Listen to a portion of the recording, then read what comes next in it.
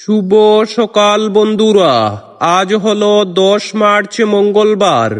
আজকের সকালের বিশেষ বিশেষ খবরগুলি হলো, আর মাত্র কয়েক ঘন্টার পর অসমের 40 লক্ষ মহিলা হিতাধিকারীদের ব্যাংক অ্যাকাউন্টে ঢুকতে চলেছে অরুণোদয় প্রকল্পের 9,000 টাকা। এবার গ্যাস সিলিন্ডার বুকিংয়ের নতুন নিয়ম। 125 ইউনিট বিদ্যুৎ বিনামূল্যে প্রদানের দাবি। এবার ইরানে ঢুকবে মার্কিন পদাতিক বাহিনী। স্থল হামলায় ট্রাম্পের হুমকি। গৌরব রকিবুলের ব্যবহারে ক্রুদ্ধ আকিল গগৈ। কংগ্রেসের সঙ্গে জোট নয়। খামেনির পরবর্তী নেতৃত্বের নাম আপাতত গোপনই রাখছে ইরান। শিলচর মেডিকেলে শ্রমিকের মৃত্যু। বিল পরিশোধে অক্ষমতায় দেহ স্থানান্তরে জটিলতা। ইরানের বিরুদ্ধে যুদ্ধে নামায় উপকৃত গোটা বিশ্ব। আজব দাবি ডোনাল্ড ট্রাম্পের।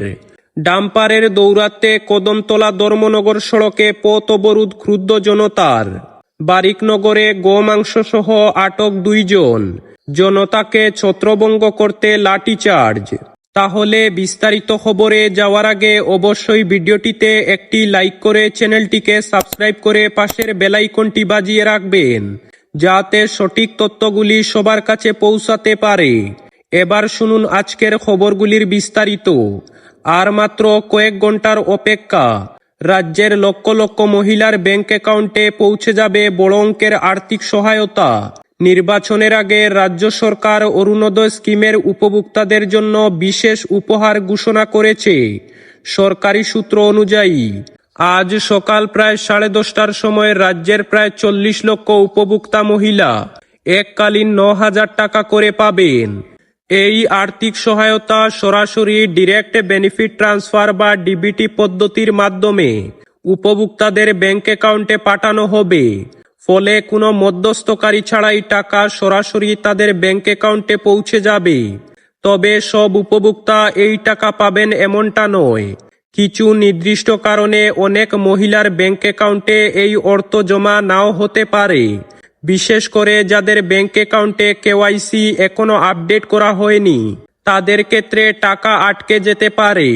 একইভাবে যদি ব্যাংক অ্যাকাউন্টের নাম এবং আধার কার্ডের নামের মধ্যে অমিল থাকে, তাহলেও ডিবিটি ট্রান্সফারে সমস্যা দেখা দিতে পারে। এর পাশাপাশি আরও একটি গুরুত্বপূর্ণ বিষয় হলো, ব্যাংক অ্যাকাউন্টের সঙ্গে একটি সক্রিয় মোবাইল নম্বর যুক্ত থাকা জরুরি। যদি অ্যাকাউন্টের সঙ্গে একটি মোবাইল নম্বর লিঙ্ক করা না থাকে, তাহলে লেনদেন সংক্রান্ত বার্তা পাওয়া বা টাকা জমা হওয়ার তথ্য জানা কঠিন হয়ে যেতে পারে। তাই যেসব উপভোক্তার এই ধরনের সমস্যা রয়েছে, তাদের দ্রুত ব্যাংক অ্যাকাউন্টে গিয়ে তথ্য আপডেট করার পরামর্শ দেওয়া হচ্ছে। পরবর্তী খবরটি হলো, দেশে গৃহস্থলীর রান্নার গ্যাস ব্যবস্থায় বড় ধরনের পরিবর্তন আনা হয়েছে। নতুন নিয়ম অনুযায়ী এখন থেকে একটি গ্যাস সিলিন্ডার পাওয়ার পর পরবর্তী সিলিন্ডার ডেলিভারি পেতে গ্রাহকদের অন্তত 21 দিন অপেক্ষা করতে হবে। এর আগে এই ব্যবধান ছিল মাত্র 15 দিন, কিন্তু নতুন নির্দেশিকা অনুযায়ী সেই সময়সীমা বাড়িয়ে 21 দিন করা হয়েছে। ইতিমধ্যে বিভিন্ন গ্যাস এজেন্সির সফটওয়্যার আপডেট করে এই নতুন নিয়ম কার্যকর হয়েছে। ফলে এখন থেকে ডেলিভারির ক্ষেত্রে এই নতুন সময়সীমা মেনে চলতে হবে। তবে বুকিং পদ্ধতিতে আপাতত কোনো পরিবর্তন আনা হয়নি। অর্থাৎ একজন গ্রাহক চাইলে একটি সিলিন্ডার পাওয়ার পরেই সঙ্গে সঙ্গে পরবর্তী সিলিন্ডারের জন্য বুকিং করতে পারবেন। কিন্তু ডেলিভারি পাওয়ার ক্ষেত্রে তাকে নতুন নিয়ম অনুযায়ী নির্দিষ্ট সময় পর্যন্ত অপেক্ষা করতে হবে। এছাড়াও জানা গেছে, ভবিষ্যতে বুকিং নিয়ে পরিবর্তন আনার বিষয়ে চিন্তাভাবনা চলছে। এমন নিয়ম চালু হতে পারে যে 21 দিন পূর্ণ না হলে নতুন করে বুকিং করা সম্ভব হবে না। এই বিষয়টি নিয়ে কেন্দ্রীয় পর্যায়ে আলোচনা চলছে। বর্তমানে নিয়ম অনুযায়ী একজন গ্রাহক বছরে সর্বোচ্চ 12টি ভর্তুকিযুক্ত গ্যাস সিলিন্ডার নিতে পারেন। এর পাশাপাশি আরও 3টি সিলিন্ডার ভর্তুকি ছাড়াই কেনার সুযোগ রয়েছে। পরবর্তী খবরটি হলো, সাপ্তাহডিঙ্গিয়ে অব্যাহত মধ্যপ্রাচ্যের যুদ্ধ। এখনো পর্যন্ত আকাশপথেই ইরানে হামলা চালাচ্ছে আমেরিকা ও ইসরায়েল। যদিও রবিবার স্থলপথে হামলা চালানোর বিষয়ে সামরিক বিশেষজ্ঞদের সঙ্গে একমত হয়েছেন মার্কিন প্রেসিডেন্ট ডোনাল্ড ট্রাম্প। প্রাথমিকভাবে একটি ছোট সেনাদলকে নির্দিষ্ট অভিযানের জন্য ইরানের মাটিতে নামানোর কথা ভাবছে পেন্টাগন। সূত্রের খবর, হোয়াইট হাউসের বাইরে দলের শীর্ষ নেতাদের সঙ্গে স্থলপথে সামরিক অভিযানের বিষয়ে আলোচনা করেন ডোনাল্ড ট্রাম্প। তবে এখনো বড়সড় সামরিক অভিযানের কথা ভাবা হচ্ছে না। জানা গিয়েছে সরাসরি সংঘাতের বদলে কৌশলগত অভিযান চালাবে আমেরিকার পদাতিক বাহিনী। অন্য একটি সূত্রের দাবি, পরমাণু বোমার কাঁচামাল ইউরেনিয়ামের সন্ধানে ইসরায়েল আমেরিকার পদাতিক বাহিনী পাঠানো হবে ইরানে। মাটির নিচে বাংকারে যা রক্ষিত রয়েছে বলে মনে করা হচ্ছে। উল্লেখ্য, যুদ্ধের শুরুতে ট্রাম্প বলেছিলেন, কেবল আকাশপথে হামলায় ইরানকে শায়েস্তা করা যাবে, পদাতিক বাহিনীকে কাজে লাগানোর প্রয়োজন হবে না। যদিও ক্রমশ সেই ধারণা বদলাচ্ছে।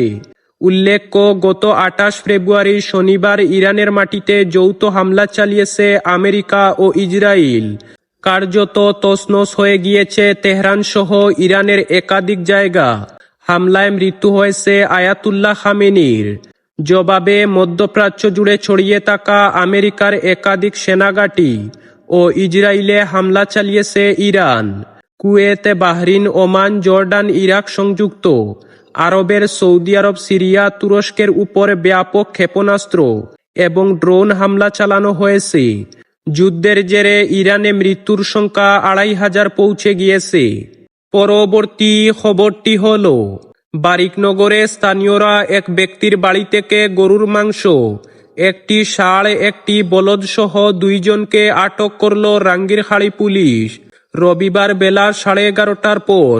কাছাড় জেলার বারিকনগরের বাসিন্দা শাহরুল লস্কর ও ফখরুল লস্করের বাড়ি থেকে রাঙ্গিরখাড়ি পুলিশ ফ্রিজের ভেতর থেকে গরুর মাংস উদ্ধার করে। ঘটনার খবর চাউর হতেই এলাকায় উত্তেজনা ছড়িয়ে পড়ে। খবর পেয়ে রাঙ্গিরখাড়ি পুলিশ এসে শাহরুলের বাড়িতে তল্লাশি চালায়। সেখান থেকে ভর্তি ফ্রিজে গোমাংস উদ্ধার করে। সেই বাড়ির ভেতর থেকে লুকিয়ে থাকা অবস্থায় একটি ষাঁড়, একটি বলদ উদ্ধার করে।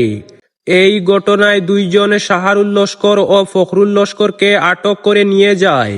এই ঘটনা নিয়ে স্থানীয়দের মধ্যে তীব্র ক্ষোভ দেখা দেয়। একসময় পুলিশ স্থানীয়দের সামাল দিতে না পারায় সিআরপিএফ বাহিনীকে ডেকে আনে। জনতাকে ছত্রভঙ্গ করতে সিআরপিএফ বাহিনী লাঠিচার্জ করে। স্থানীয়রা জানান, অনেক দিন থেকে এই এলাকায় গরু বদল ও ষাঁড় চুরির ঘটনা ঘটছিল, কিন্তু চুর পাকড়াও হতো না। আজ হাতে নাতেই 2 অভিযুক্ত ধরা পড়ল। এই অভিযুক্তরাই আগে গরু চুরির ঘটনায় জড়িত হতে পারে বলে অনুমান করা হচ্ছে। রাঙ্গিরখাড়ি পুলিশ জানিয়েছে, গরুর শরীরের অংশ, একটি বলদ সহ এই ঘটনায় 2 জনকে আটক করা হয়েছে। পরবর্তী খবরটি হল, অসমে সরকারি বিদ্যুৎ বিতরণ কোম্পানি এপিডিসিএল এর বিদ্যুতের ট্যারিফ নির্ধারণের জন্য আসাম ইলেকট্রিসিটি রেগুলেটরি কমিশনের কাছে যে আবেদন জানিয়েছিল, এর ভিত্তিতে গত 6 মার্চ 2026-27 অর্থবছরের বিদ্যুতের মাশুল নির্ধারণ করে তা প্রকাশ করা হয়।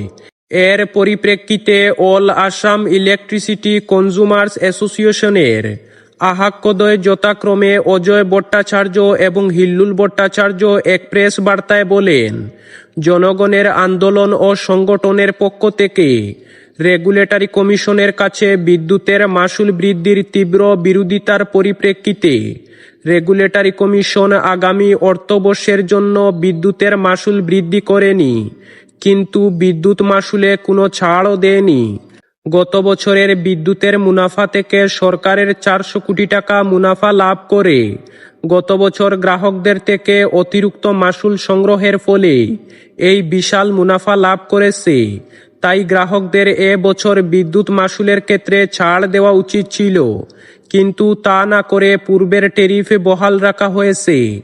বিহার, দিল্লি সহ বিভিন্ন রাজ্য সরকার একটি নির্দিষ্ট পরিমাণ বিদ্যুৎ গ্রাহকদের বিনামূল্যে প্রদান করে, অথচ অসমের বিদ্যুৎ গ্রাহকরা রাজ্যের বিজেপি সরকারের কাছে দীর্ঘদিন ধরে নির্দিষ্ট পরিমাণ বিদ্যুৎ বিনামূল্যে প্রদানের দাবি জানিয়ে আসছে। তা এবারও মানা হয়নি। কনজুমার্স অ্যাসোসিয়েশন রাজ্যের নিম্ন আয়ের বিদ্যুৎ গ্রাহকদের প্রতি মাসে 125 ইউনিট বিদ্যুৎ বিনামূল্যে প্রদানের দাবি উত্থাপন করে।